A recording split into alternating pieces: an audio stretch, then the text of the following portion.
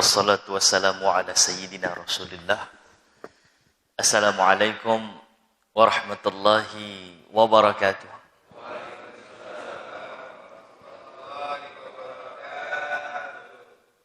Alhamdulillah. Lakal hamdu anta nur samawati wal ardi wa man fihin. Walakal hamdu anta qayyumus samawati wal ardi wa man fihin. Walakal hamdu anta mulkus samawati wal ardi wa man fihin.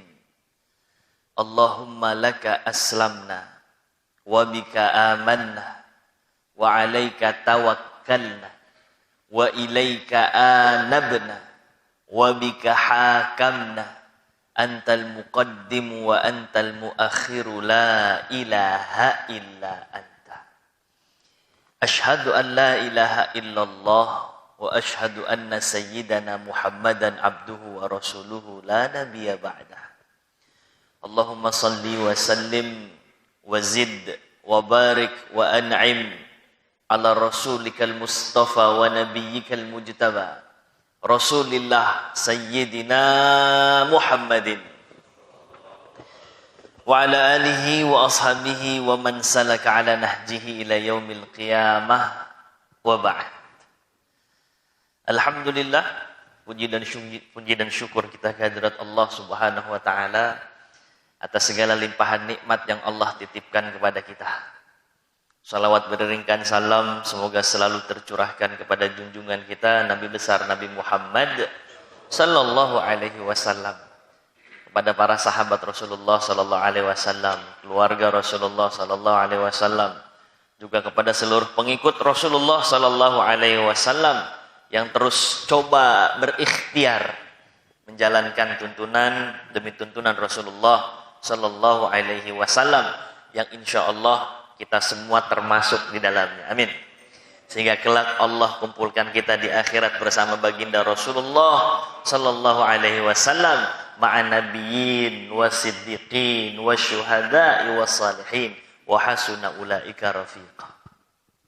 Jemaah sekalian yang dimuliakan Allah Subhanahu wa taala. Sebelum kita mengawali pengajian kita pada pagi hari ini, kita sama-sama seperti biasa membaca tasbih. Tasbih kepada Allah Subhanahu wa taala. Yuk sama-sama ikuti setelah saya. Subhanallah adada khalqihi. Subhanallah ridha nafsihi. Subhanallah zinata arshihi. Subhanallah midada kalimatihi. Tambah lagi, subhanallah adada khalqihi. Subhanallah ridha nafsihi. Subhanallah zinata arshihi. Subhanallah midada kalimatihi. Sekali lagi, subhanallah adada khalqihi. Subhanallah ridha nafsihi. Subhanallah zinata arshihi. Subhanallah midada kalimatihi. Wa sallallahu ala sayyidina Muhammad wa ala alihi wa sahbihi wa baraka wa sallam. Baik. Jemaah sekalian yang dimuliakan Allah Subhanahu wa taala, hari ini kembali yang ringan-ringan kita bahas terkait pembelajaran dari kisah kehidupan sahabat Rasulullah sallallahu alaihi wasallam. Dan kali ini insyaallah kita akan bahas sahabat Rasulullah sallallahu alaihi wasallam yang memiliki haya, rasa malu yang besar sekali kepada Allah dan Rasulnya, sampai-sampai Rasulullah malu kepada sosok ini. Sampai-sampai jangankan Rasul, malaikat malu kepada sahabat Rasulullah yang satu ini. Sahabat Rasulullah sallallahu alaihi wasallam yang memiliki kedudukan istimewa di hati Rasulullah sallallahu alaihi wasallam. Sehingga Rasulullah sallallahu alaihi wasallam bersabda, "Kalaulah aku punya 3 anak perempuan, semuanya aku akan berikan kepada sosok satu ini." Kita akan berbicara tentang sosok sahabat Rasulullah sallallahu alaihi wasallam yang punya kesempatan menjadi khalifah yang ketiga menggantikan Sayyidina Umar bin Khattab radhiyallahu taala anhu wa arda. Yang begitu beliau menjadi seorang khalifah, rakyatnya makmur, rakyat bisa haji berkali-kali. Haramain diperluas, semua mendapatkan haknya, zakat diberikan, sedekah juga luar biasa banyaknya karena beliau adalah sebagai panutan dari rakyatnya. Sahabat Rasulullah yang satu ini adalah Sayyidina Utsman ibn Affan radhiyallahu taala anhu wa arda. Sayyidina Utsman, sosok yang memiliki tawadhu luar biasa, beliau rendah hati sekali, ya. Orangnya gemar untuk memberikan sedekah, identiknya begitu Sayyidina Utsman ini. Ya. Beliau punya apa yang bisa beliau berikan, beliau akan berikan kepada Allah dan Rasul-Nya. Rasa khosyahnya, rasa takutnya tinggi sekali kepada Allah.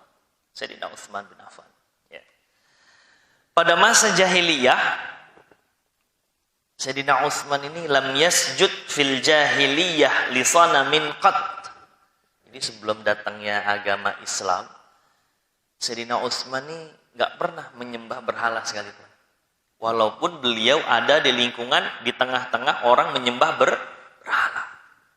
Kebayang ya? Jadi sosok yang berbeda di antara orang-orang di sekitarnya. Ini Sayyidina Utsman. Nggak masuk logika dia. Kenapa bisa kemudian lantas berhala dibuat sendiri dengan tangan manusia, tapi setelah itu disembah sendiri, gitu. Nggak diterima oleh akal seorang Sayyidina Utsman. Jadi bahkan sebelum jahiliyah beliau nggak pernah nyembah berhala sekalipun. Lam yasjud fil jahiliyah li sanamin qat. Qat ini sama sekali nggak pernah. Ya. Walam yaqtarif fahishah qat. Beliau juga tidak terjerumus ke dalam hal-hal yang buruk, yang kotor. Beliau nggak nyentuh khamr, dah. Beliau nggak bermain perempuan, dah. Sementara Sayyidina Utsman dari dulunya udah kaya, Pak. Yang kemudian orang-orang semisal beliau itu benar-benar menghura-hurakan harta yang dimiliki. Tapi Sayyidina Utsman nggak demikian. Ya. Orang-orang jahiliyah dulu identiknya sama khamr. Bahkan khamr juga kan nggak langsung dilarang oleh Rasulullah Sallallahu Alaihi Wasallam. Dia bertahap sedikit sampai nanti kemudian ditetapkan betul nggak boleh khamr. Saking mengakarnya budaya untuk minum khamr itu. Tapi Sayyidina Utsman bukan orang yang kemudian bersahabat dengan khamr itu sendiri. Jadi dari jahiliyahnya udah baik Sayyidina Utsman ini. Ya. Orang-orang yang baik ini siap menerima kebenaran. Orangnya objektif. Nah, walam yazlim insanan qat. Beliau juga nggak pernah ngezalimin orang. Beliau punya karyawan, nggak usah dihitung banyaknya. Beliau punya sahabat banyak, yang lebih rendah strata ekonominya banyak. Tapi beliau nggak pernah zalim dan semena-mena dengan hartanya beliau. Dari dulu udah punya kebiasaan, ya, bebasin budak. Nah, ini kerjaannya Sayyidina Utsman. Kemudian bagi-bagi harta, ini kebiasaannya Sayyidina Utsman. Dari dulu, dari sebelum beliau memeluk agama Allah Subhanahu Wa Taala. Ya. Masya Allah. Pada masa jahiliyahnya Sayyidina Utsman punya cerita tersendiri kepada Rasulullah Sallallahu Alaihi Wasallam. Jadi ceritanya Sayyidina Utsman ini sebenarnya tertarik dengan putri Rasulullah Sallallahu Alaihi Wasallam. Putri Rasulullah yang bernama Sayyidah Ruqayyah bintu Rasulullah Sallallahu Alaihi Wasallam. Cuman saat itu Sayyidina Utsman keduluan sama putranya Abu Lahab namanya Utbah, sehingga putri Rasulullah Sallallahu Alaihi Wasallam Ruqayyah dinikahkan dengan putrinya Abu Lahab. Nah, ini di jahiliyah. Jadi putri Rasul itu sempat nikah dulu sama putranya Abu Lahab yang kelak nanti akan mencaci maki dan kemudian nggak senang terhadap Rasulullah Sallallahu Alaihi Wasallam. Ini kan kisahnya fil jahiliyah. Nadima asyad dan nadam. Ini nyesal sekali. Nah, jadi Jadi nyesalnya luar biasa. Setelah itu dalam penyesalannya satu waktu beliau datang ke rumah beliau, ketemu dengan bibi beliau namanya Su'da bintu Quraish. Ya. Setelah ketemu, ngobrol-ngobrol sampailah pembahasan tentang Ruqayyah ini. Dari pembahasan Ruqayyah, bibinya malah cerita. Su'da bintu Quraish tadi, kamu tahu nggak bahwa ayahnya itu Muhammad itu membawa risalah kenabian. Lagi cerita-cerita nyerempet ke ceritanya Rasulullah Sallallahu Alaihi Wasallam. Oh gitu, iya. Kenabian gimana? Diceritakan tuh. Ya, secara global saja yang diketahui oleh bibinya Sayyidina Utsman. Lantas kemudian Sayyidina Utsman langsung hatinya ini merasakan suatu gejolak batin yang dia rasa dia harus mencari informasi lebih jauh tentang Rasulullah Muhammad Sallallahu Alaihi Wasallam. Maka ditemuilah sahabatnya Abu Bakar As-Siddiq radhiyallahu taala anhu arda, yang saat itu Sayyidina Abu Bakar sudah berikrar terhadap baiatnya Rasulullah Sallallahu Alaihi Wasallam. Tapi Sayyidina Abu Bakar lantas gak semerta-merta jelasin semuanya, enggak. Langsung aja, ayo kita ketemu sama Muhammad Sallallahu Alaihi Wasallam. Ya. Singkat cerita, sampai bertemu dengan Rasulullah Sallallahu Alaihi Wasallam, Rasulullah Sallallahu Alaihi Wasallam menjelaskan tentang risalah kenabiannya. Kemudian dikisahkan apa-apa yang mesti diceritakan kepada Sayyidina Utsman, sampai Sayyidina Utsman mengatakan, oh ini yang benar. Ini yang selama ini saya cari. Ini yang selama ini lantas jadi jawaban dari semua gundah gulanahnya hati saya. Maka pada saat itulah Sayyidina Utsman bin Affan bersyahadat kepada Rasulullah Sallallahu Alaihi Wasallam. Asyhadu an la ilaha illallah wa asyhadu anna Muhammadan Rasulullah. Gitu. Masuk Islam Sayyidina Utsman. Nah, singkat cerita, begitu Rasulullah Sallallahu Alaihi Wasallam makin tersebar beritanya bahwa Rasulullah membawa agama Allah Subhanahu Wa Taala yang menurut orang-orang Quraisy ini agama baru gitu.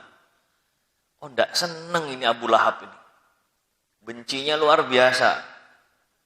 Karena satu alasan, otak-atik agama nenek moyang.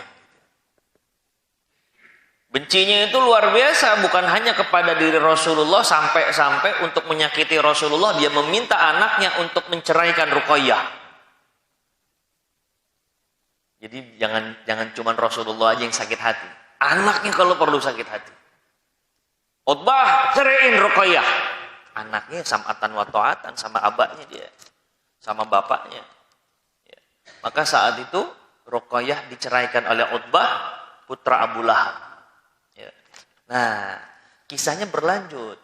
Pada saat kemudian Utbah menceraikan Ruqayyah bintu Rasulullah Sallallahu Alaihi Wasallam, sampai nih beritanya ke telinga Sayyidina Utsman bin Affan radhiyallahu taala anhu arda.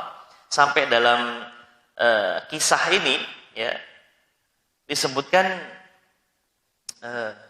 ketika kemudian Sayyidina Utsman mendengar perceraian putri Rasulullah dengan putra Abu Lahab, Utbah, yasma bi khabarin talaq Ruqayyah hatta istatar. Ya. Satu sisi dia senang ternyata ngedengar berita bahwa Ruqayyah diceraikan. Maka ini kesempatan Sayyidina Utsman untuk bisa dekat dengan Rasulullah sallallahu alaihi wasallam dan kembali mencoba untuk menikahi Ruqayyah, putri Rasulullah sallallahu alaihi wasallam. Akhirnya dinikahinlah dengan Ruqayyah putri Rasulullah sallallahu alaihi wasallam. Ya. Namun keistimewaan beliau enggak cuma di situ saja. Sayyidina Utsman ketika kemudian diperintahkan oleh Allah dan Rasulnya untuk hijrah ke Habasyah, hijrah. Jadi hijrah Rasul itu enggak langsung ke Madinah ya. Sebelumnya ada dulu hijrah ke Habasyah. Walaupun Rasulullah tidak ikut. Rasulullah mengutus beberapa sahabat untuk hijrah, tes water dulu. Untuk menghindari campur tangan Quraisy yang terlalu menyakiti orang-orang muslim. Jadi sebagian disuruh hijrah ke Habasyah. Salah satunya adalah Utsman dan Ruqayyah. Dan mereka-mereka yang mentaati Rasulullah kan luar biasa. Kalau bukan karena keimanan yang kokoh, nggak bisa kita ngikut hijrah. Mau hijrah yang pertama, mau hijrah yang kedua nanti sama sudah. Bayangin kita harus ninggalin negeri kita. Iya kalau akses kendaraannya gampang. Iya kalau kemudian aman-aman aja di tengah perjalanan. Sementara Quraisy terus mencari celah untuk bisa menyakiti orang muslim. Susah untuk bisa keluar Mekah. Lawang ada pemboikotan sekian tahun di kota Mekah. Ini kalau bukan karena keimanan yang kokoh, udah kayaknya nyerah di awal aja deh. Kita posisikan saja posisi kita ketika kemudian kalau Rasulullah Sallallahu Alaihi Wasallam minta kita, Pak hijrah, Pak. Kemana? Ke satu tempat yang ratusan kilometer jaraknya. Tapi nggak ada yang pernah bisa menjamin keselamatan. Kendaraan aksesnya juga sulit. Sebagian harus meninggalkan keluarganya. Hartanya ditinggal di rumah. Kebayang. Ya Allah, kalau bukan karena kekokohan iman seseorang, nggak bisa itu hijrah. Tapi Rasulullah nggak pernah salah memilih mantu. Rasulullah nggak pernah salah memilih orang-orang yang bisa dipercaya oleh Rasulullah Sallallahu Alaihi Wasallam. Sayyidina Utsman, Sayyidah Ruqayyah berangkat hijrah. Ya. Kemudian nanti juga beliau hijrah mengikuti apa yang Rasulullah minta ke kota Madinah. Ini hijrah yang kedua. Jadi Sayyidina Utsman ini melakukan hijratain, 2 kali hijrah. Satu ke Habasyah, satu ke Madinah. Begitu di Madinah, nanti singkat cerita, lantas kemudian di tahun kedua terjadi perang Badar. Ya. Tahun 2 Hijriah. Pada saat perang Badar itu, Sayyidina Utsman secara fisik nggak ikut peperangan Badar. Karena Rasulullah Sallallahu Alaihi Wasallam yang minta supaya Sayyidina Utsman jaga putrinya Ruqayyah yang sedang sakit parah. Ya. Tapi nanti Sayyidina Utsman dimasukkan oleh Rasulullah menjadi salah satu pejuang Badar, walaupun secara fisik nggak ikut. Ya. Jadi jagain keluarga sama Rasulullah terhitung sebagai orang yang secara nggak langsung ikut juga dalam membela agama Allah dan Rasulnya. Karena Sayyidina Utsman sebenarnya pengen untuk ikut perang Badar, tapi karena kemudian istrinya Sayyidah Ruqayyah sakit dan Rasulullah Sallallahu Alaihi Wasallam yang meminta, udah jagain saja istrimu terlebih dahulu. Dia sedang sakit parah dan butuh orang di dekatnya. Dan betul Sayyidah Ruqayyah wafat saat itu. Inna lillahi wa inna ilaihi raji'un. Kembali kepada Allah Subhanahu wa taala. Nah, setelah wafatnya Sayyidah Ruqayyah, lantas kemudian Rasulullah Sallallahu Alaihi Wasallam menjodohkan putrinya yang lain, Ummu Kalsum, kepada Sayyidina Utsman bin Affan. Jadi 2 putri Rasulullah Sallallahu Alaihi Wasallam dinikahkan dengan Sayyidina Utsman. Ini yang lantas kemudian beliau mendapat julukan Zunnurain, yang memiliki 2 cahaya, karena menikahi kedua putri Rasulullah Sallallahu Alaihi Wasallam. Jadi Masya Allah. Zunnurain. Ya tadi yang kita katakan di awal. Rasulullah Sallallahu Alaihi Wasallam sampai berkata, kalau punya 3, saya kasih lagi sama Utsman. Saking ini adalah sosok yang memiliki satu keistimewaan tersendiri di hadapan Rasulullah Sallallahu Alaihi Wasallam. Jadi Masya Allah, luar biasa. Satu waktu saat beliau masih bersama Sayyidah Ruqayyah, Rasulullah Sallallahu Alaihi Wasallam masuk ke rumah Sayyidina Utsman. Di dalam ternyata Sayyidah Ruqayyah lagi nyisirin rambut Sayyidina Utsman. Rasulullah melihat itu berkata kepada putrinya, Ya bunayyati ahsini ila Abi Abdillah fa innahu ashbaha ashabi biya khuluqa. Wahai anakku, perlakukan dengan baik Abu Abdillah, Utsman suamimu. Karena sesungguhnya Abu Abdillah adalah orang yang paling mirip perangainya terhadap diriku dari golongan umatku. Sayyidina Utsman bin Affan radhiyallahu taala anhu wa arda. Ya. Nah, kalau berbicara tentang Sayyidina Utsman bin Affan ini, seperti yang kita katakan di awal, identiknya sama orang yang sedekahnya ekstrim-ekstrim. Dan itu udah jadi karakternya Sayyidina Utsman. Apa yang dia punya kasih. Apa yang dia punya kasih.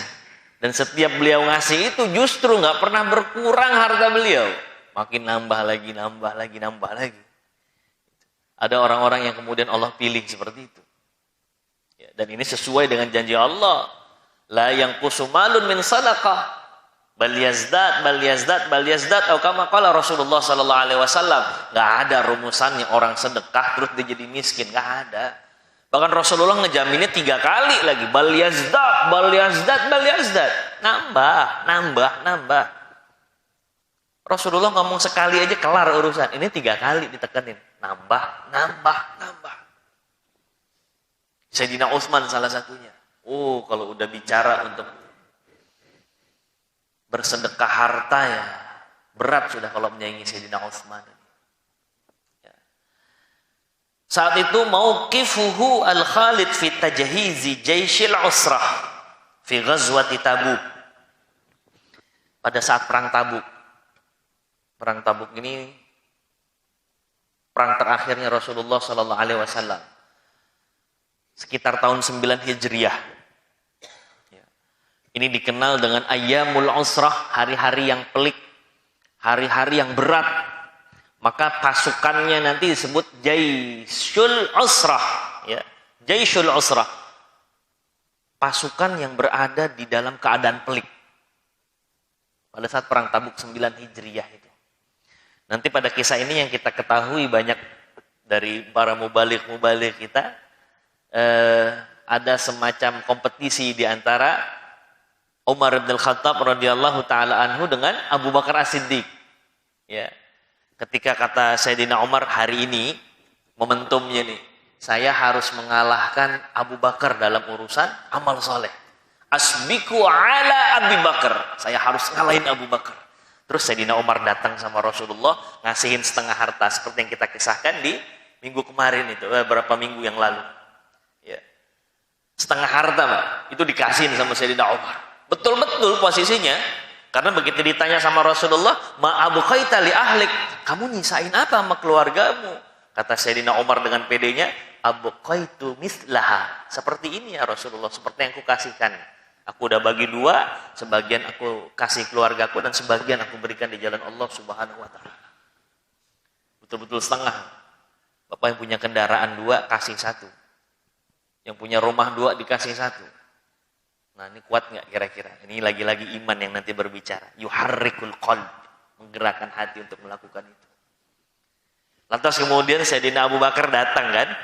Datang kepada Rasulullah terus ngasih harta, dan Rasulullah kan tahu bagaimana sosok seorang Abu Bakar, bagaimana kemampuan finansialnya. Ini Rasulullah detail.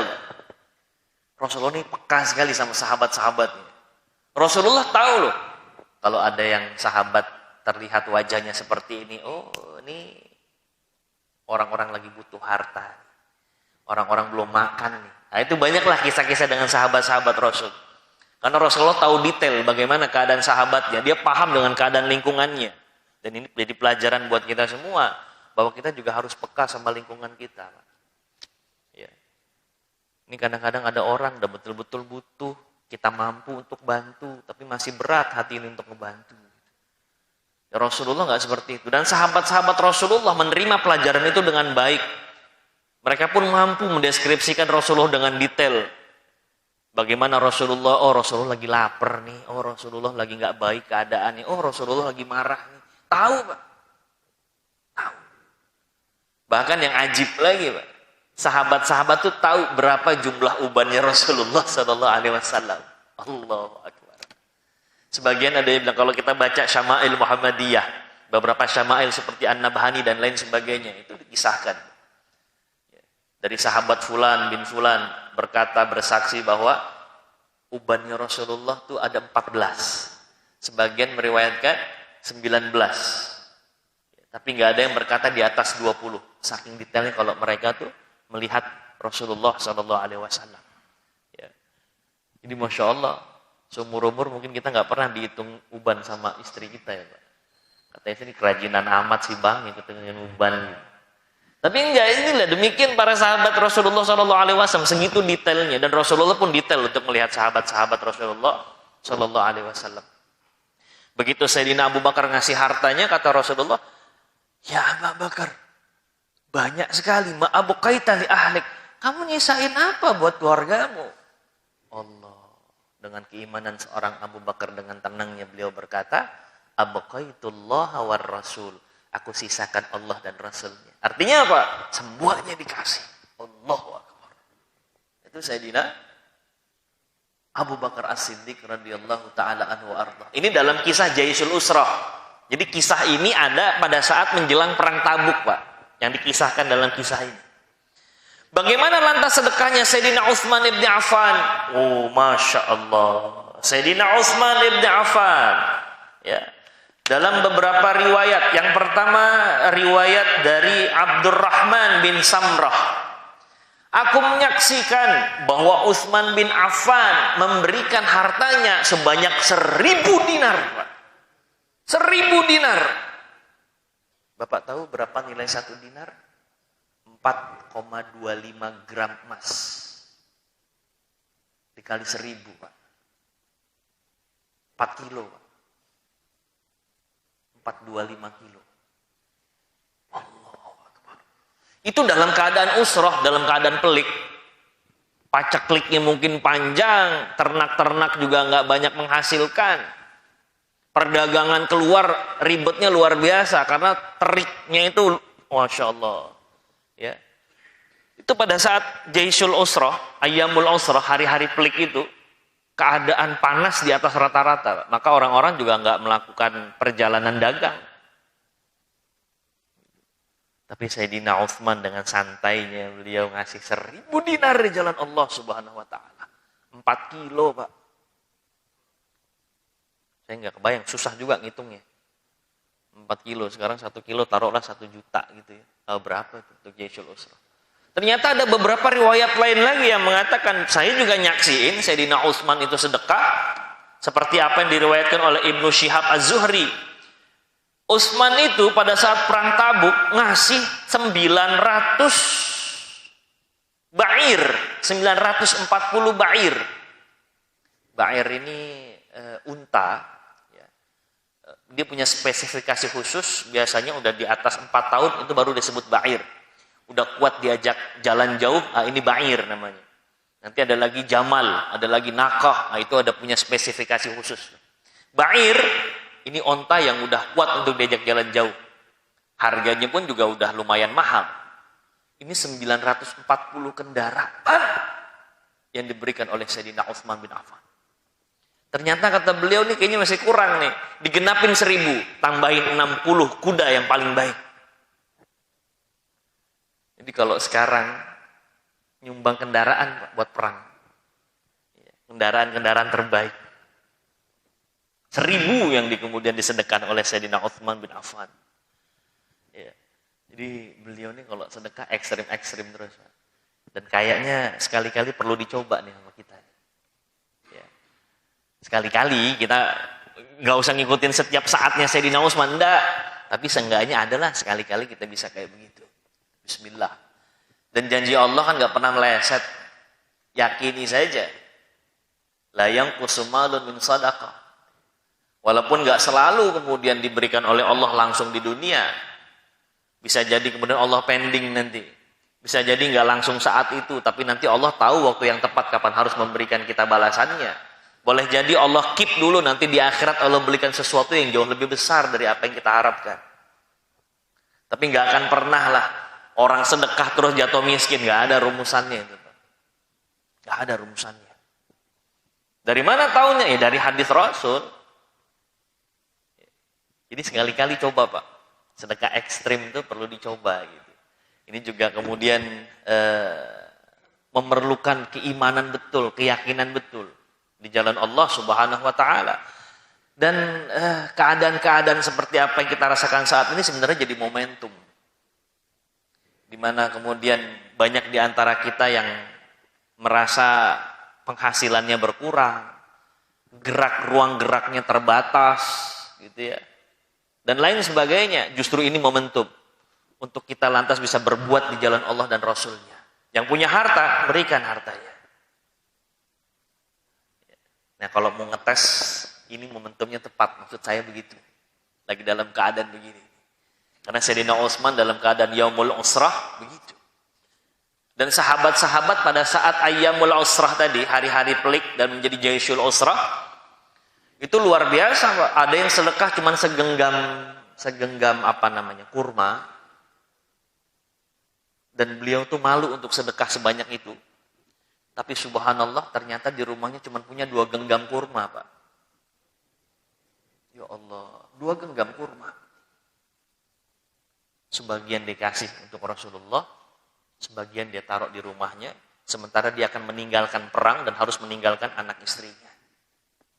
Tapi lihat, Allah cukupkan orang-orang seperti itu, Pak. Allah cukupkan. Masya Allah, luar biasa. Nah, kita kembali lagi, Sayyidina Utsman bin Affan. Ada lagi yang mengatakan, aku juga ngeliat Sayyidina Utsman tuh ngasih Jaisyul Usrah nyumbang sebanyak 700 uqiyah min zahab. 700 uqiyah dari emas. Takaran uqiyah macam-macam, dalam beberapa riwayat itu ada 40.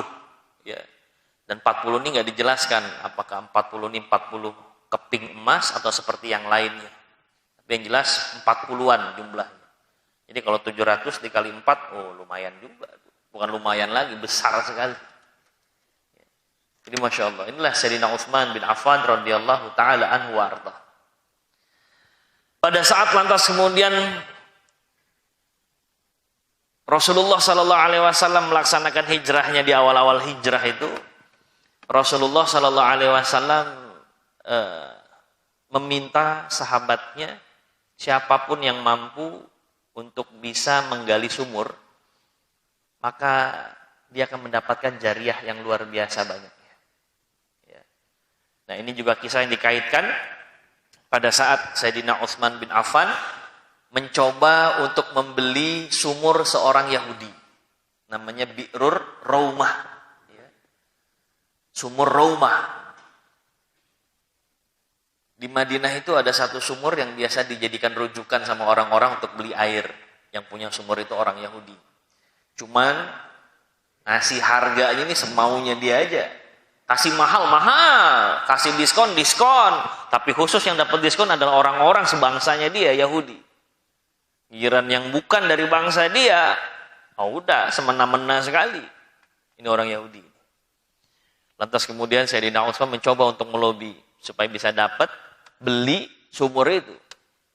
Walhasil setelah negosiasi, ya dibeli dengan harga yang sangat mahal.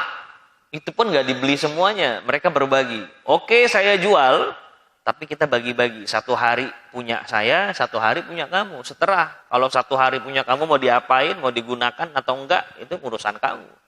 Tapi kalau udah jadi 1 hari milik aku, itu urusan aku, kata si Yahudi. Sama Sayyidina Utsman, oh khair, baik, saya beli. Dibeli sama Sayyidina Utsman. Ternyata begitu giliran Sayyidina Utsman, ya, Masya Allah, orang-orang itu dibagi-bagiin gratis, Pak.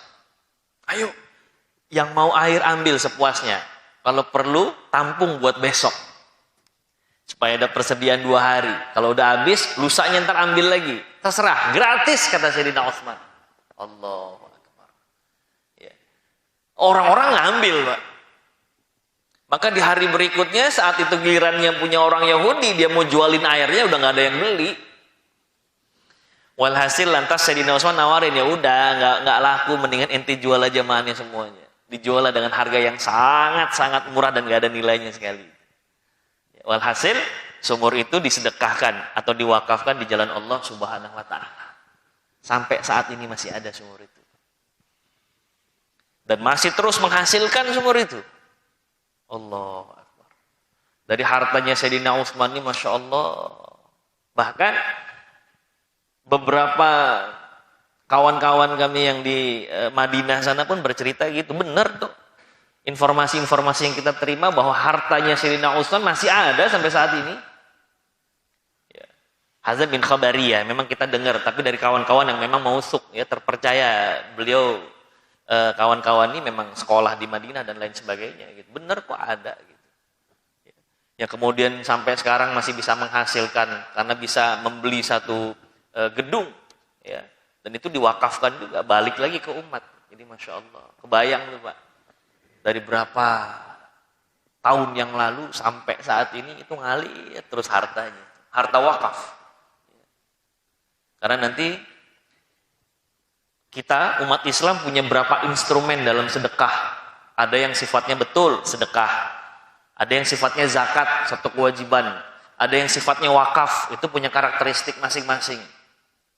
Sayyidina Utsman gimana? Dia sedekah-sedekah, wakaf-wakaf. Jadi Masya Allah, luar biasa. Kalau sekarang kita mungkin nggak bangun sumur.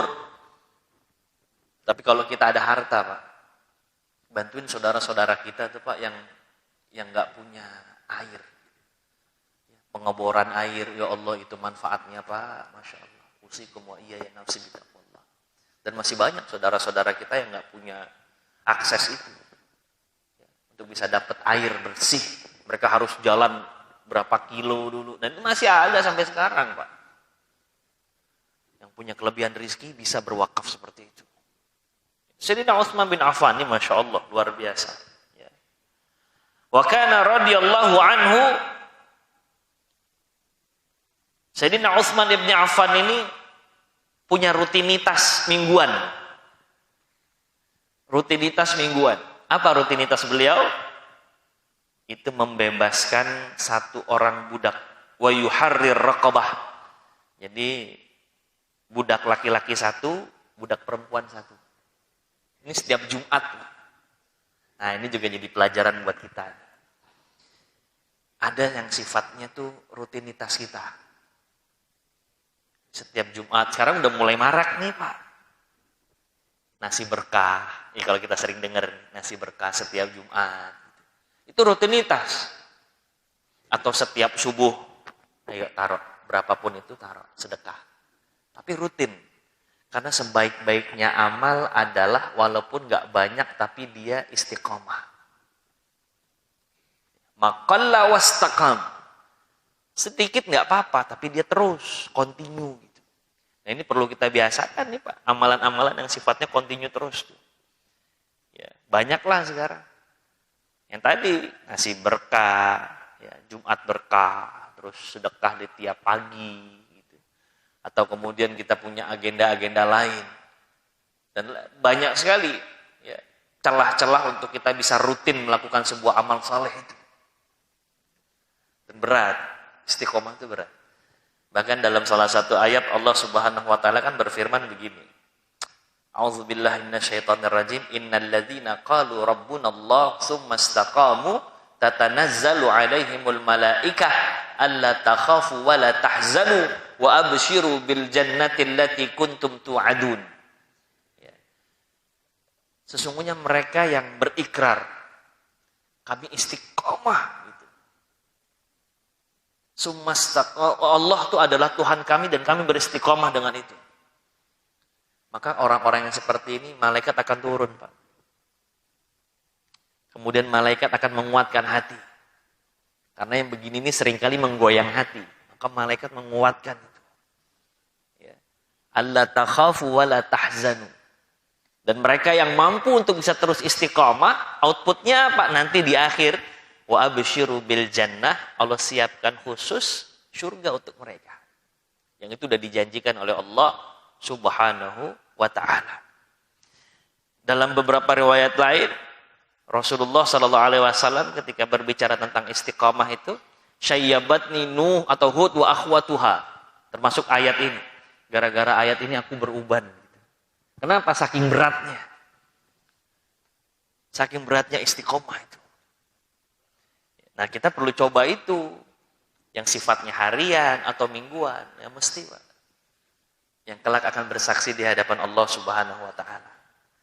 Yang nanti kemudian begitu kita sudah membutuhkan amalan-amalan kita, diantarkan oleh malaikat. Nih, amalan ente dulu. Sedekah rutin ente nih. Ya Allah, ternyata segini besarnya. Ya. Dan sedekah tuh Masya Allah. Ini kalau udah berbicara masalah sedekah adalah salah satu yang paling memberikan manfaat kita dalam barzakhnya kita. Sedekah. Dalam surah Al-Munafiqun, Allah Subhanahu wa taala berfirman, "Wa anfiqu mimma razaqnakum min qabli ay ya'tiya ahadakumul maut." Ayo infakin harta. Infakin harta. dari apa yang kami berikan kepada dirimu, kata Allah. Sebelum datangnya kematian. Kenapa disebut spesifik sebelum datangnya kematian? Karena ini adalah salah satu wasilah yang paling membantu seseorang dalam keadaan sakaratul mautnya dia, juga nanti dalam keadaan sedang berada di barzakh. Sedekah itu. Maka orang-orang qala rabbi laula akhartani ila ajalin qarib. Ini orang-orang yang lagi sakaratul maut, ya Allah, kalau bisa ditangguhin, tangguhin demi kematian gitu. Yang diminta apa? La asaddaq. Sayyidina Abdullah bin Abbas memang memaknai ini zakat. Sebagian memaknai sedekah secara umum. La asaddaq wa akum minas salihin, dan aku akan jadi orang soleh, ya Allah. Jadi yang dipilih sedekah, dia nggak pilih sholat, dia nggak pilih pergi umroh, dia nggak pilih untuk puasa, enggak. Kenapa? Yang paling mudah ya sedekah dalam keadaan begitu. Cuman kita ini an-nasuniyam wa idza matu intabahu, kata Sayyidina Ali. Kita ini kebanyakan tidur, Pak. Wa idza matu intabahu, begitu mati baru sadar, baru ngeh. Sama ketika nanti Rasulullah menyaksikan kematian seorang Abu Jahal. Apa kata Rasulullah? Tuh, sekarang kamu baru tahu kan apa yang dulu dijanjikan oleh Allah Subhanahu wa taala. Kamu baru tahu kan apa yang aku sampaikan? Kamu sekarang merasakan kan bagaimana dikubur itu, kata Rasulullah. An-nasuniyam, tapi kita kebanyakannya tidur, terlena. Wa idza matu intabahu. Begitu udah mati baru sadar. Hasan Al-Basri mengatakan, ma ra'aitul haqqa asbaha bil batil illa al-maut. Aku enggak pernah ngelihat sesuatu yang betul-betul hak, benar adanya, dipersaksikan di kedua matanya, tapi seolah-olah itu adalah batil, enggak punya nilai, enggak punya value, illa al-maut, kecuali sesuatu itu adalah kematian. Lawang dipersaksikan kok di setiap orang. Orang ngelihat fenomena kematian. Orang tahu bahwa setiap orang kullu nafsin dha'iqatul maut. Siapa yang nggak paham itu? Tapi seolah-olah batil, seolah-olah itu nggak terjadi pada diri dia. Baru nanti begitu mati, oh sadar. Dan nanti kan kita begitu sudah dalam keadaan sakaratul maut, dalam keadaan dalam barzakh, dalam keadaan nanti dibangkitkan oleh Allah, banyak kezaliman, baru kita janji-janjiin Allah kan. Dan ini manusianya begini nih, kelakuannya. Banyak ngejanjiin Allah tapi waktunya udah nggak bisa lagi dikembalikan. An-nasu niyam wa idza matu intabahu. Masya Allah. Sayyidina Utsman ibn Affan radhiyallahu taala anhu wa ardhah. Ini Masya Allah. Ya. Beliau ini tahu betul apa yang harus beliau persiapkan di akhiratnya. Beliau ini kalau melewati satu pekuburan, Pak. Kalau melewatin satu kuburan, beliau akan diam di situ, terus beliau nangis. Kalau beliau nangis bukan sekedar ngeluarin netesin air mata saja, enggak. Tapi lantas kemudian hatta yabulla lihyatahu, sampai beliau yang jenggotnya lebat tuh basah. Jenggotnya lebat basah, Pak. Ngelihat kuburan tuh dilihatin sama beliau gitu. Ya Allah. Apa yang terjadi saat itu? Sahabatnya Sayyidina Utsman, orang-orang yang berada dekat Sayyidina Utsman saat itu bertanya, "Ya Khalifah, ya Amirul Mukminin, tazkurul jannata wan nar fala tabki wa tazkurul qabra fatabki." Kalau engkau lagi nginget surga neraka enggak nangis kayak begini, tapi begitu engkau ada di kuburan kok nangisnya sebegian dahsyatnya. Nah, kurang lebih begitu terjemah bebasnya. Apa kata Sayyidina Utsman? Enggak, aku pernah dengar dulu Rasulullah sallallahu alaihi wasallam bersabda, "Al-qabru awwalu manzilin min manazilil akhirah. Fa in naja minhu fama ba'dahu aisar wa illam yanju minhu fama ba'dahu ashadd." Aku dulu pernah dengar Rasulullah sallallahu alaihi wasallam bersabda bahwa kubur ini adalah rumah pertama kita menuju perjalanan akhirat. Kalau di sininya udah gampang, kesononya gampang. Tapi kalau di sininya kita udah dapat kesusahan, setelahnya asyad lebih dahsyat lagi. Ya Allah. Kita sering dengar berita di toa masjid, inna lillahi wa inna ilaihi raji'un. Tapi ya kadang biasa saja. Kita sering kok takziah ke rumah orang, ngelihat orang tuh udah terbujur kaku, dahinya nggak bisa lagi dipakai buat tahajud, matanya nggak bisa lagi dipakai buat zikir, matanya nggak bisa lagi dipakai buat baca Quran, lisannya nggak bisa lagi dipakai buat zikir, telinganya nggak bisa lagi dipakai buat murotal, kakinya nggak bisa lagi Pak dipakai buat ke masjid seperti saat ini. Kan kita saksiin itu Pak. Tapi kadang-kadang biasa-biasa saja gitu. Ya Allah, kemana rasa? Ya. Sayyidina Utsman tuh nangis Pak. Kita juga nganterin ke kubur saudara-saudara kita.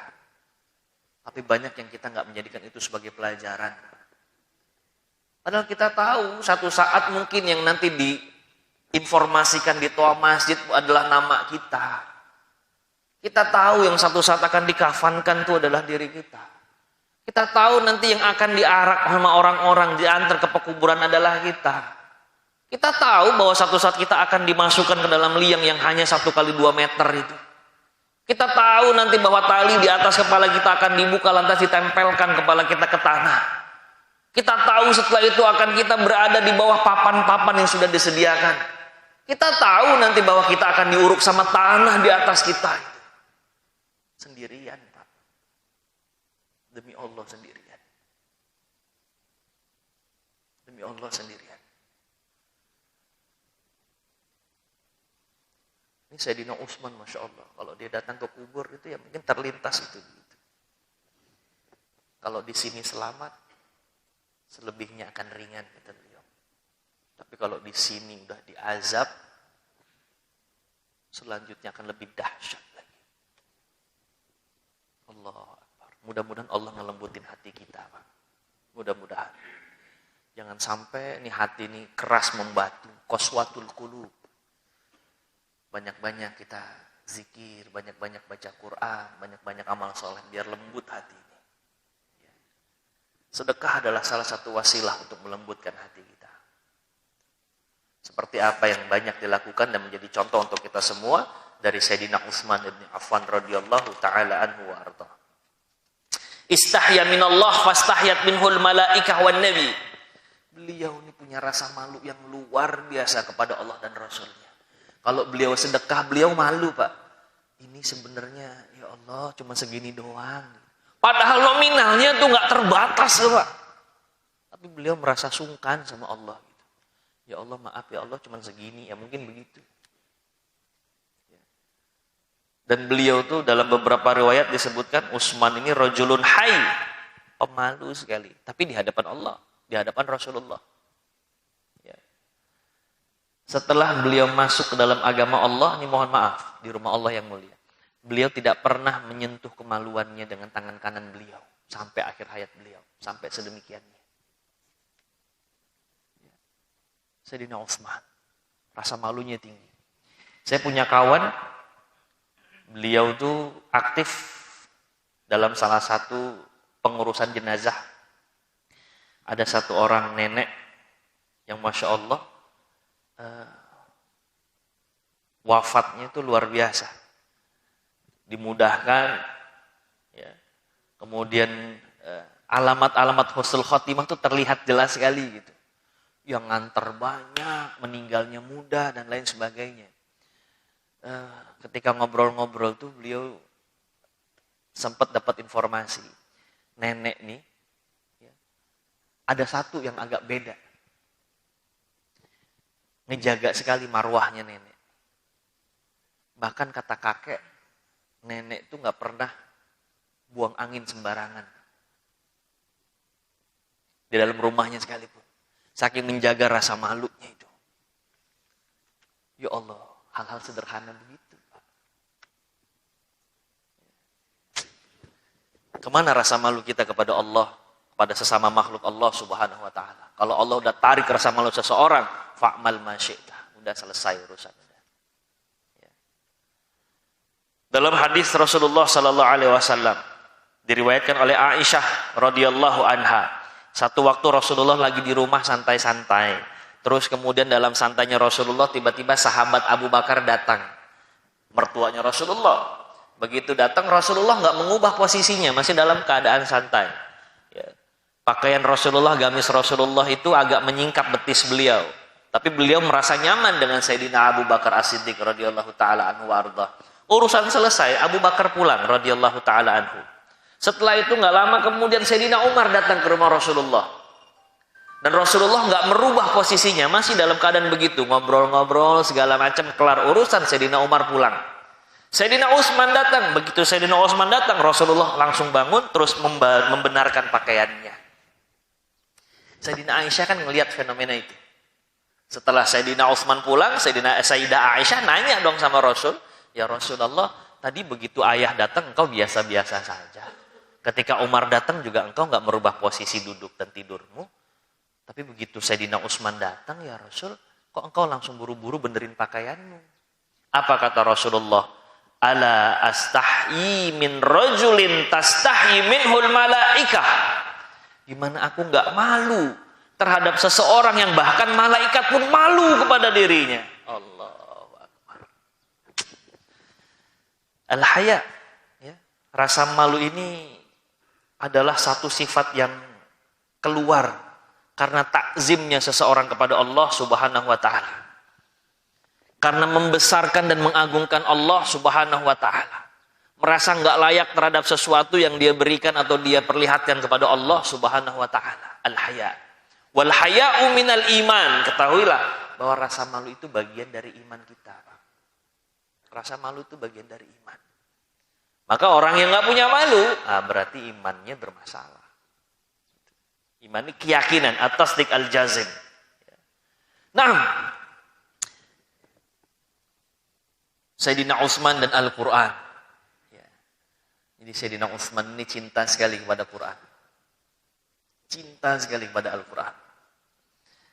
Beliau ini dalam salah satu riwayat disebutkan, ya, satu waktu faqama fama bariha qa'iman hatta faragha minal Quran fi rak'ah walam yazid 'alaiha.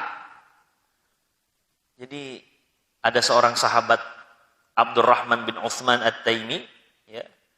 Beliau ini, ini diriwayatkan dari anaknya. Satu waktu Sayyidina Utsman sholat, dan ini yang jadi kebiasaan beliau. Kalau selepas Isya, itu beliau langsung sholat, Pak. Ya. Jadi ada yang tidur dulu, bangun, setelah itu melaksanakan sholat. Ini tahajud.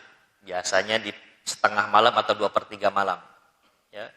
Tapi semua sholat secara umum yang dilakukan setelah Isya itu namanya qiyamul lail.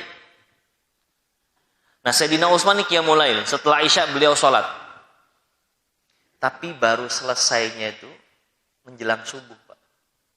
Dan itu cuma 1 rakaat. Allahu Akbar. Beliau cuma 1 rakaat tapi sampai subuh. Falamma insarafa qultu, setelah selesai sholat, saya nanya, kata putra beliau, "Wahai ayah, cuman 1 rakaat?" "Iya," kata ayahnya. "Ajal, wa huwa witri, ay rak'ah al-witr." "Iya, itu adalah sholat witirku. Aku hatamkan ayat-ayat Allah Subhanahu wa taala." Allahu Akbar. Ya Allah, 1 rakaat, Pak. Tapi hatam Quran.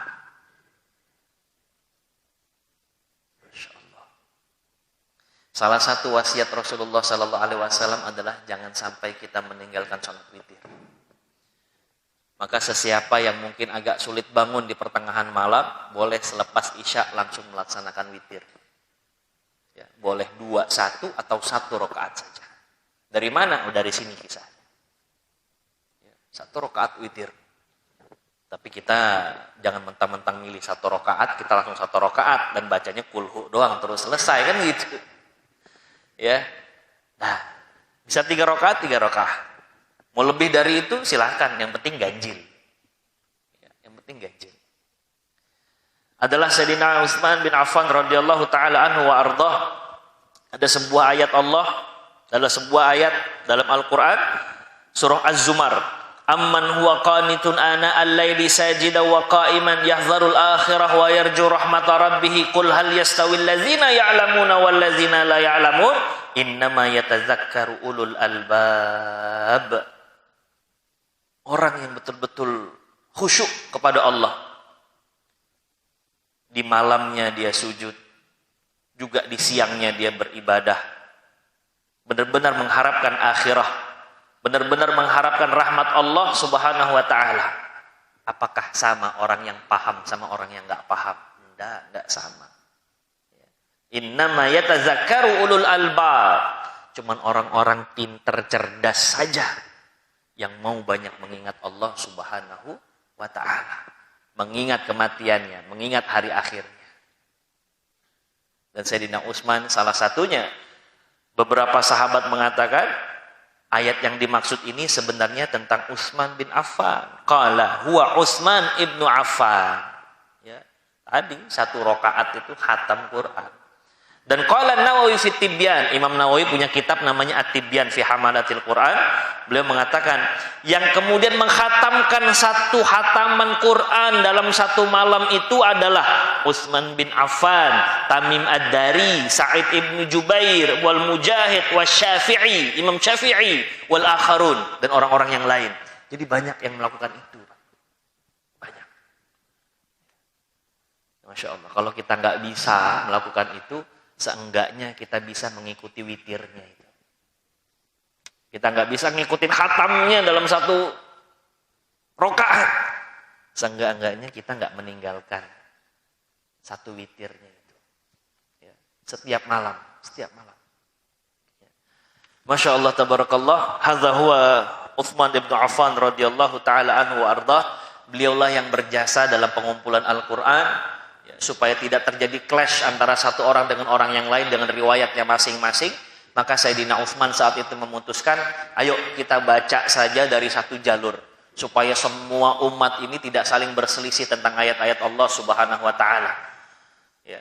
Jadi saat itu banyak riwayat A, B, C, D, banyak sekali dengan dialektika yang berbeda. Sama Sayyidina Utsman dikumpulin mushaf itu disisakan 1 saja, yang kemudian kita kenal dengan Mushaf Utsmani. Ya. Walaupun ada banyak cara bacanya, ya, yang kita kenal 7 cara baca. Kemudian tambahannya lagi ada 10 cara baca, ada lagi tambahannya 14 cara baca, ada beberapa yang syaz. Itu kalau mendalami ilmu qiraat. Tapi kalau enggak, cukup dengan 1 bacaan dalam Mushaf Utsmani yang biasa kita baca saja. Ya, biasanya qiraat hafaz namanya. Itu yang kita biasa baca. Jadi ini adalah salah satu perannya seorang Sayyidina Utsman bin Affan radhiyallahu taala anhu wa ardhah. Jadi itu hal-hal yang mungkin kita bisa ambil pelajaran dari seorang Sayyidina Utsman. Seringkali kita ditanya, Ustadz, kenapa sih kita harus bahas sahabat-sahabat itu? Udah jelas-jelas susah kita ngikutinnya. Loh, Allah yang menjaga kisah ini. Kalau bukan Allah yang menjaga, nggak akan sampai kepada kita. Justru ini adalah Allah subhanahu wa ta'ala yang menjaga kisahnya sampai kita dapatkan kisah itu. Dan kita termotivasi untuk mengikuti orang-orang terdahulu. Dengan kita kemudian termotivasi, itu akan terus mengalir kebaikan kepada orang-orang terdahulu ini. Jangan orang-orang terdahulu, kadang-kadang kakek nenek kita juga begitu, Pak. Ada sebagian yang Allah jaga itu, kisahnya. Karena keikhlasan dia dalam beramal saleh. Dan ini juga salah satunya karena mendapatkan barokah kedekatannya dengan Rasulullah SAW, sehingga Allah jaga itu kisah sampai saat ini. Toh kita punya kisah kakek-kakek kita juga begitu. Kakekmu dulu nggak hafal Quran, tapi kalau ada orang baca Quran salah dia tahu, karena sering baca Quran, baca Quran. Kakek kita dulu mungkin mukhlis, ikhlas dalam beramal, sampai bisanya sampai. Apalagi seorang Utsman bin Affan. Kalau nggak bisa ngikutin sepenuhnya, bukan berarti kita tinggalin mentah-mentah begitu saja. Mala yudraku kulluh, la yutraku kulluh. Yang kita nggak bisa lakukan semuanya, jangan kita tinggalin semuanya. Yang bisa kita lakukan, lakukan. Walaupun perlahan, dikit, sedekahnya nggak sebesar Utsman, ya yang penting sedekah. Wakafnya nggak sebanyak Utsman bin Affan radhiyallahu anhu, ya paling nggak ada yang kita wakafkan, wakaf Quran. Sekarang udah mulai wakaf tunai, gitu, untuk mempermudah seseorang berwakaf. Tapi ini semua apa yang akan membantu kita nanti pada saat sakaratul maut, di barzah dan di akhirat tentu saja. Ya. Seperti apa yang kita ambil pelajaran dari Sayyidina Utsman bin Affan radhiyallahu taala anhu wa arda, dan banyak sekali kisah-kisah yang lainnya, ya. Banyak memang kisahnya terkait dengan harta Sayyidina Utsman. Sayyidina Utsman enggak pernah meletakkan harta itu dalam hati beliau. Ini dia para salaful ummah biasa mempunyai kaidah begitu. Mereka enggak taruh harta itu dalam hati mereka, jadi cuma di tangan saja. Nah, kalau di tangan gampang dapatnya, gampang keluarnya sudah. Enggak merasuk ke dalam hati. Itu yang bikin kita susah ngeluarin harta kita. Masya Allah, Sayyidina Utsman ibn Affan wafat, ya, itu menjadi seorang syahid, dan wafatnya Sayyidina Utsman udah dikasih tahu kisi-kisinya sama Rasulullah. Dari dulu, dari awal-awal hijrah udah Rasulullah kasih tahu. Yang pertama, pada saat itu Rasulullah, Umar ibn Khattab dan Utsman ibn Affan radhiyallahu anhuma lagi ada di atas Jabal Uhud. Terus Jabal Uhud goyang. Terus Rasulullah sallallahu alaihi wasallam katakan kepada Jabal Uhud, Uhud, diam dulu ya. Di atas kamu ada seorang nabi. Ada As-Siddiq, yakni Abu Bakar. Wa syahidan, ada 2 orang yang wafat dalam keadaan syahid. Di situ ada Sayyidina Umar, ada Sayyidina Utsman. Jadi dari awal udah kasih tahu kisi-kisinya sama Rasulullah. Ada lagi yang lebih spesifik. Saat itu Rasulullah lagi ada di sebuah sumur, lagi ngadem kalau bahasa kita, Pak. Terus lantas yang jaga itu kalau tidak salah Amr bin As, sama sahabat Rasulullah. Sahabat Amr bin As jaga-jaga supaya Rasulullah tenang, nyantai-nyantainya begitu. Datang tiba-tiba Abu Bakar As-Siddiq mau ketemu Rasulullah. Sama Amr bin As, tar dulu, saya tanya dulu sama Rasul ya, mau diganggu apa enggak. Masuk Rasul ke tempat Rasulullah, Amr bin As bilang, "Ya Rasul, ada yang datang." Rasulullah tahu bahwa itu adalah Abu Bakar. Kata Rasulullah, udah suruh masuk. Tapi sebelumnya kasih tahu bahwa dia adalah penghuni surga. Allah. Kata Amr bin As, masuk, engkau adalah penghuni surga, kata Rasulullah. Terus lantas kemudian gak berapa lama Sayyidina Umar datang. Ini Abu Bakar sama Umar emang selalu begitu. Ya. Berdua-duaan terus mendampingi Rasulullah. Sayyidina Umar datang. Kata Amr bin As, tahan dulu. Saya tanya Rasulullah mau diganggu apa enggak. Datang. Ya Rasul, ada yang datang. Iya. Suruh masuk. Kasih tahu itu adalah ahlul jannah. Maka begitu Sayyidina Amr bin As keluar, wahai Umar silakan masuk. Kata Rasul, engkau adalah ahlul jannah. Ya Allah.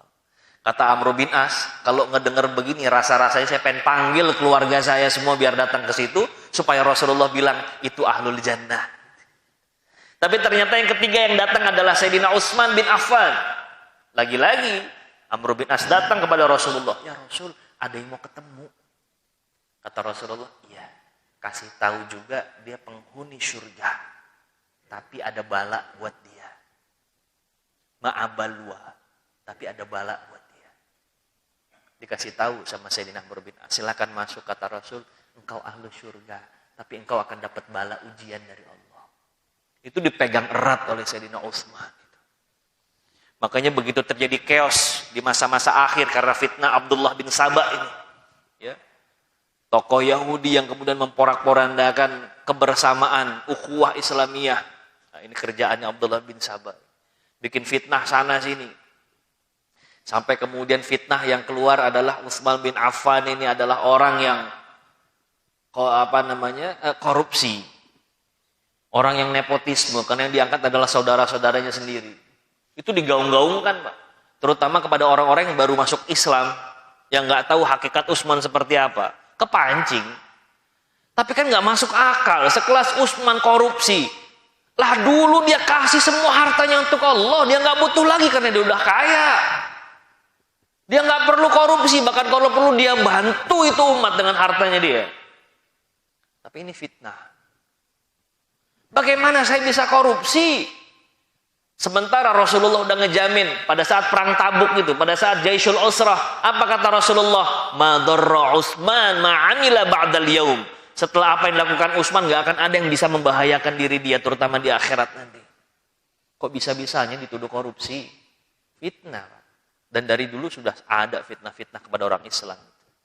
Jadi jangan kaget kalau saat ini fitnah kepada agama Allah dan Rasulnya akan terus berlanjut. Iya, sampai hari kiamat, Pak. Jadi Masya Allah.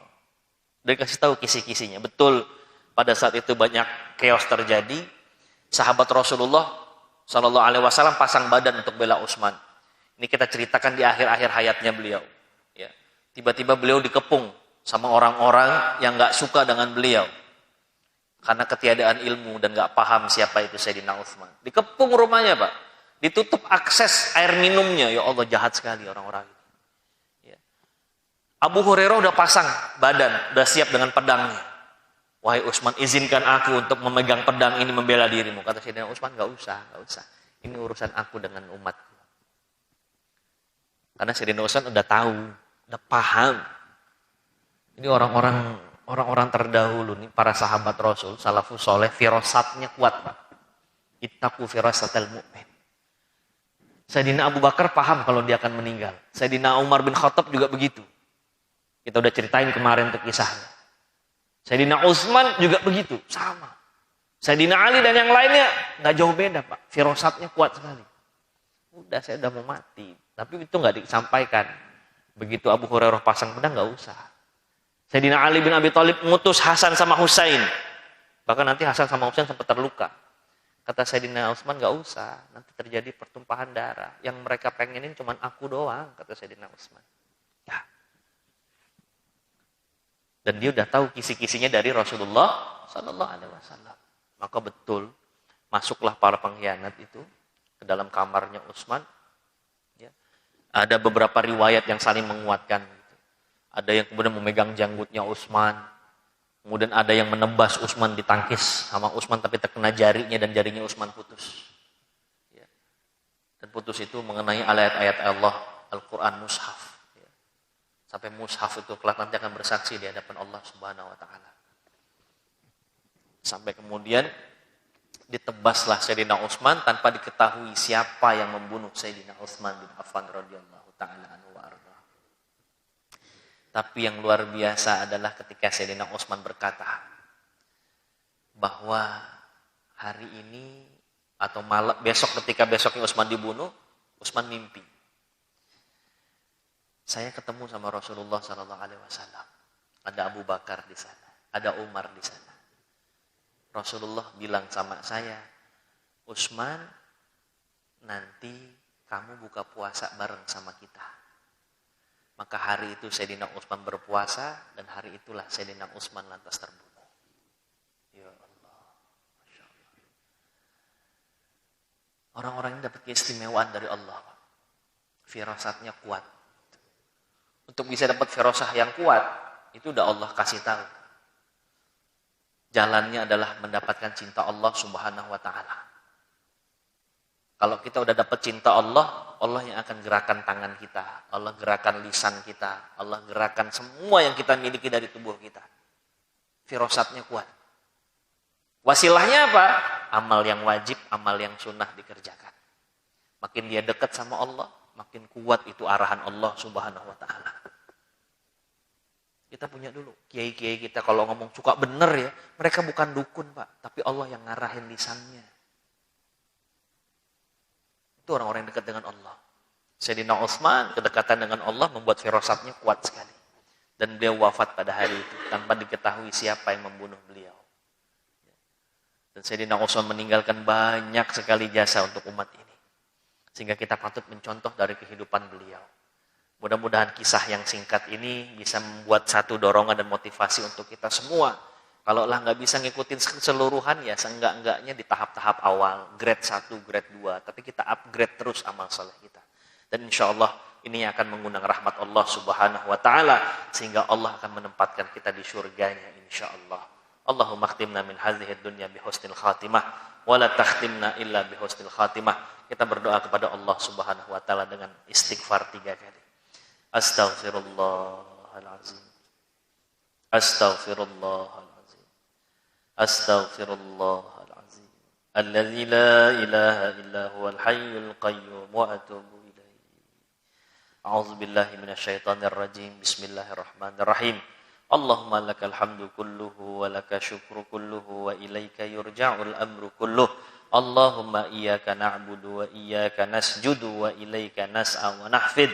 Narju rahmatak wa nakhsha 'adzabak. Inna 'adzabakal jidda bil kuffari mulhaq. Allahumma salli ala sayyidina Muhammadin fil awwalin wal akhirin. Allahumma salli ala sayyidina Muhammadin fi kulli waqtin wa hin. Allahumma inna nas'aluka ridhaka wal jannah wa na'udzu bika min sakhatika wan nar.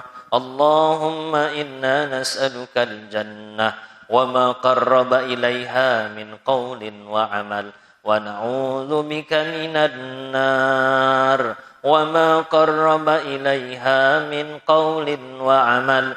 Allahumma a'inna ala zikrika wa syukrika wa husni ibadatik. Ya muqallibal qulub, tsabbit qulubana ala dinika wa ta'atik. Ya muhawwilal ahwal, hawwil ahwalana ila ahsanil hal. Allahumma a'izzal islam wal muslimin wa ahlikil kafarata wal mubtadi'ata wa ahlikil kafirin. A'da'aka a'da'ad din. Allahumma ati sayyidana Muhammadin sallallahu alaihi wasallam ar-rif'ah al-'aliyah birahmatika ya arhamar rahimin. Rabbana la tuzigh qulubana ba'da idh hadaitana wa hab lana min ladunka rahmah innaka antal wahhab. Allahumma sallimna ya Allah, sallimna ya Allah, sallimna ya Allah, sallimna wa sallim man ma'ana wa ma ma'ana, wahfazna wahfaz man ma'ana wa ma ma'ana, wa ballighna wa balligh man ma'ana birahmatika ya arhamar rahimin. Bismillahilladzi la yadurru ma'asmihi syai'un fil ardi wala fis sama'i wa huwas samiul alim. Bismillahilladzi la yadurru ma'asmihi syai'un fil ardi wala fis sama'i wa huwas samiul alim. Bismillahilladzi la yadurru ma'asmihi syai'un fil ardi wala fis sama'i wa huwas samiul alim. Rabbi ighfir lana wa liwalidina warhamhum kama rabbawna shighara. Rabbana atina fid dunya hasanah wa fil akhirati hasanatan wa qina adzabannar. Subhana rabbika rabbil izzati amma yasifun wa salamun alal mursalin walhamdulillahi rabbil alamin. Baik, terima kasih banyak. Mohon maaf, mohon ridho dari jemaah sekalian. Allahu waliyut taufiq wallahu khairul musta'an. Wassalamualaikum warahmatullahi wabarakatuh.